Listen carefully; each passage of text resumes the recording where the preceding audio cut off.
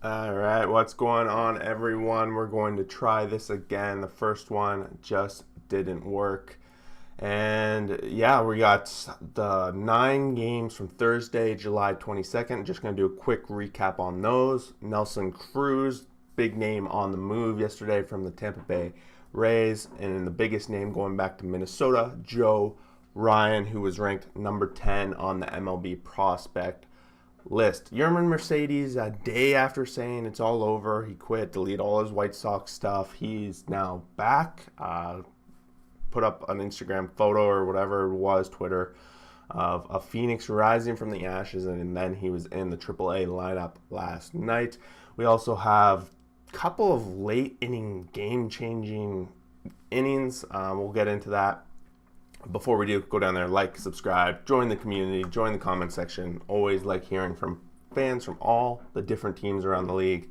We're going to start things off with the Tigers 7, Rangers 5, and the Tigers are on a big roll, 7-game winning streak. I don't know if this is true, but it feels like it might possibly be the longest winning streak in Detroit in a long time. They have a lot of things to be happy about. Mind you, they're playing some of the weaker opponents, but they're winning all the games, and their offense has been great. They've been competing on all levels most of the time. They are now only 4 games below 500. Hasse leading the way with a 1-hit, 3 RBIs, coming off his 15th home run of the season, Short his 5th, and Reyes his 2nd. Folty giving up 3 home runs. I think he's up to something like 27 home runs or something crazy that he's given up on the season. It's been a rough season for Folty. The Tigers were at 6-1 about halfway through. While the Rangers tried to bring it closer, they just fell quite a bit short along the way. Ibanez leading the way for them with a 3-hit, 1 RBI night. Folty goes 4 5-run runs and 4 Ks in the loss. He's now 2-10 on the season. Alexander 3.2, 1 run, 4 Ks, going about 60 pitches in the no decision, and the Tigers are rolling along here. Braves 7, Phillies 2. This is an important series for both teams. They now have the same record at 47 and 48, and they're trying to make up some ground on the Mets, who were off tonight. But the Braves, they got their offense rolling early. Pedersen is continuing to be at the top of the lineup, trying to take over that spot for Acuna. He went 0 for 5, so a little bit of a rough outing for him, but it doesn't matter. Swanson leads the way with his grand slam coming with the bases loaded in that 3rd inning that really just blows this game wide open and gives the Brave a 5-0 lead at that time. Phillies added a couple runs in the 7th, but it was by far too late for them. They couldn't get much of offense going. Gregorius, I guess, gets a triple. That's about it. Arcia does hit his 2nd home run as well off of Matt Moore, who went 6 earned runs and 4 Ks, giving up 2 home runs in the loss. He's now 0-2 on the season. CRA is almost 6, not quite performing the way they would have hoped. Charlie Morton goes 6, 200 runs, 8 Ks in the win. He's now 9-3 on the season, quietly putting together quite a stellar year. 102 pitches in this one. Phillies pick up a nice, or the Braves pick up a nice win. Rays 5, Indians 4. In typical Tampa Bay Rays fashion, they find a way to win this one after trailing in the 9th. It's been countless times I can think of that the Rays, they got to be number 1 for comebacks in the 9th this inning.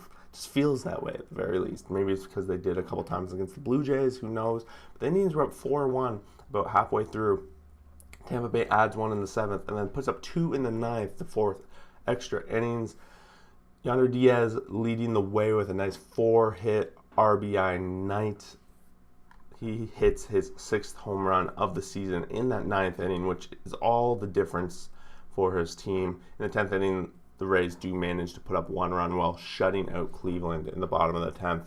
So they're able to take this one home. Nelson Cruz obviously not in the lineup. The trade news just came out yesterday, but I know they're giving him a nice home ready welcome when he comes there. For now, Reyes hits his 17th for Cleveland. Quantrill goes 6, 1 earned run and 2 Ks. He's been pretty consistent lately. ZRA is now on a 3.84, and Patino for the Rays goes 5.1, 4 earned runs and 4 Ks. I don't think the Rays are done on the trade market. They must be going out there for a starting pitcher, I suspect, at this point. Next up, Padres 3, Marlins 2, and Padres just chipped away slowly here, taking a 3-0 lead about halfway through the game. Coming off no bats, no home runs. There's just a little bit of generation of runs coming a lot from the top of their lineup, getting on base, and then Profar hitting them home with a 2-hit, 2 RBI night. On the other side, we have no home runs again. Marlins not getting a home run. We're not too surprised about that, but just kind of spread out. Not a lot of hits, only 4 hits on the night. Bender goes 1, leading the team out. Then Holloway comes in for 3.2, 2 earned runs, and 5 walks. Snell on the other side goes 6, 1 earned run, 8 Ks. One of his better outings. They actually lasted 92 pitches, 6 innings. It's been a while since we've seen Snell put together such a performance, but it's a big win for the Padres, who are trying to make up ground on the other two that were battling out tonight. Red Sox 5, Yankees 4, and the Yankees let one get away here. They had been on a little bit of a winning streak. I think they had won 4 in a row or something like that. They were on pace to win this one. They were up 3-1 heading into the 9th inning, but a wild bunch of innings led to them losing this game. 4 wild pitches coming from a pitcher, and Boston ties it up and then sends it to extras where the Yankees do put up 1, but Boston manages to put up 2 in the bottom and walk it off to add some insurance to their division here. Although the Rays did win, so they didn't make up any ground there. Verdugo leading the way with 3 hits for his team. No home runs coming from either team. Between the Yankees and Boston, no one getting a home run. Got to be pretty surprised there. Hoek goes 4.2, 0 earned runs, 8 Ks. He looked great. His pitches were moving. He was getting strikeouts. He looked good. They tried to push him to the 5th inning so he would get the win. He just couldn't get out of it. They had to pull him with 1 out to go. Montgomery goes 5.2, 0 earned runs, 6 Ks on the other side. 83 pitches, looking good for him. But the Yankees, bullpen issues. It's not something you thought coming into the season that would be the problem for the Yankees, but it has grown into one for sure. Cardinals 3, Cubs 2. Now the Cardinals are 1 game above 500. They're up 3-0 early in this one, and the Cubs tried to chip away in the 4th inning, put it up 2. But both these teams had good bullpen outings, and no one scored any runs late in this game. Carlson hits his 9th home run. Arenado had a 2-run bomb for his 19th. So all the runs coming from the Cardinals side generated off home runs, and the Cubs had none. Azalea goes 6, 3 earned runs, 8 Ks, giving up 2 home runs, like I said. Kim goes 6, 2 earned runs, 7 Ks in the win. He's now 6-5 on the season. Alex Reyes comes in for his 23rd save of the season. I think it's safe to say at this time it's time to put the Cubs to bed, and they're going to probably start trading people really soon. Angels 3, Twins 2. Twins were at 2-0 after 4. And the Angels were like, we need to do something here. Otherwise, the wild card is going to start to get away from them. Other teams are starting to step up. And this was one of those nights where they can gain some ground because Seattle lost, Yankees lost, but Oakland did win, who's the one wild card that they're obviously chasing. But, they have a nice 3-run inning with the bottom of the lineup puts together, and Mayfield, 9th hitter, puts in a nice 3-run bomb off Kenta Maeda, his 2nd of the season.